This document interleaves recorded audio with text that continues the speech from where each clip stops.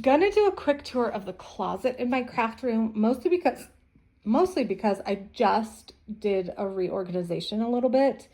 There's still more that I want to do, but for now, this is way better. So I had these bins from IKEA. I think they're called Kugis bins. They're great. Two problems. One, I am actually a person who wants to see their organization. Like my sister, who's a professional organizer, calls me an Audi. Like I need to visually see the things in order to use them. And so I like clear bins. So that's the first problem. The second problem actually just has to do with the dimensions of this closet. This closet is annoying for so many reasons. But the number one reason that has to do with the bins is that these bins right here are a ½ inch to an inch too wide to slide nicely in here without hitting this wall or this wall. And so I would have to like finagle it to get it in. And so I just would never put things back because it was impossible to get them in and out. So what I did was I bought a shelf unit and I bought a bunch of these bins. I'll link them all in the description below.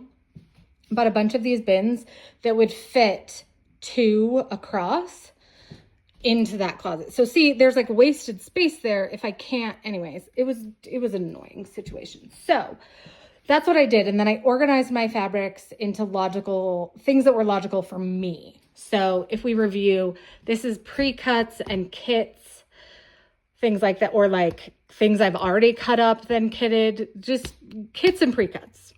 This is solids, which that looks very full. This bin is actually not very full.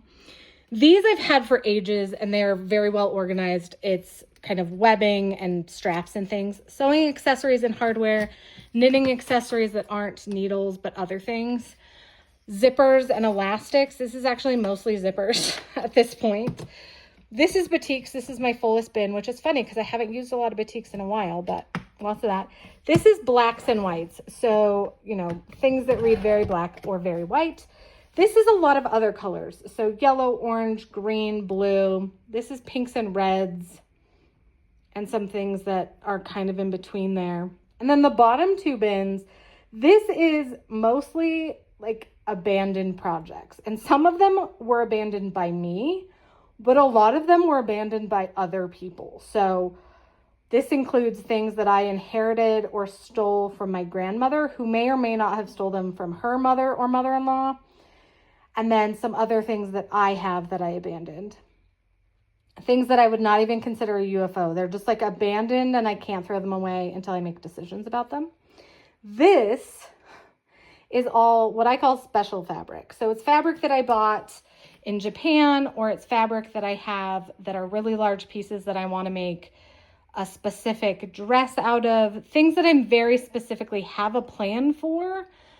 And so I don't want to use them in quilting and things like that. So that's that bin.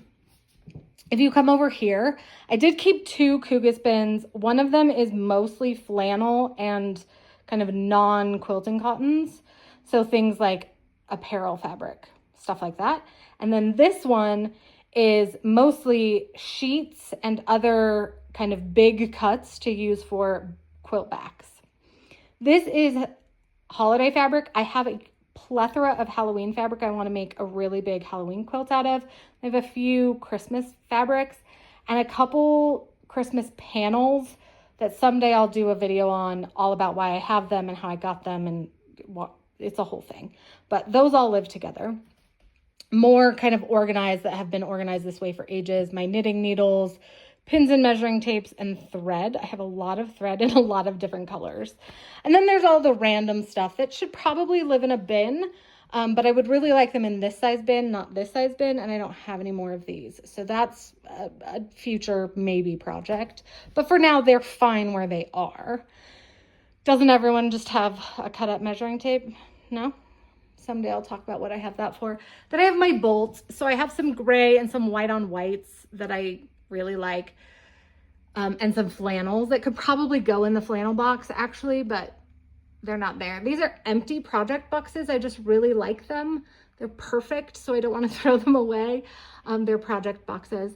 More batting, more batting. This should probably go in that backings box.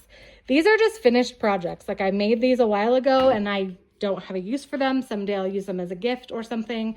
More empty project boxes. This is all batting and interfacing and that sort of stuff. You'll notice I have a pillow that I've stolen a lot of the fluff out of and then tied up to just make sure it doesn't go everywhere. But this is all batting interfacing. In a perfect world, I could put all of my rolls of batting up there, but it actually is like just the wrong size. Everything about this closet is just barely the wrong size. If it were 3 inches bigger in any direction, this closet would be more useful, but it's not, and that's okay. We deal with what we have. So that's the basic organization of the closet in this craft room, specifically the sewing and knitting room. Oh, I didn't call out, I do have rolls. So I have some patterns that I've had printed large for me. They were, print your own, and I just paid to have them printed huge. And I have a bunch of like vinyl and stuff for some bag projects that I have in mind.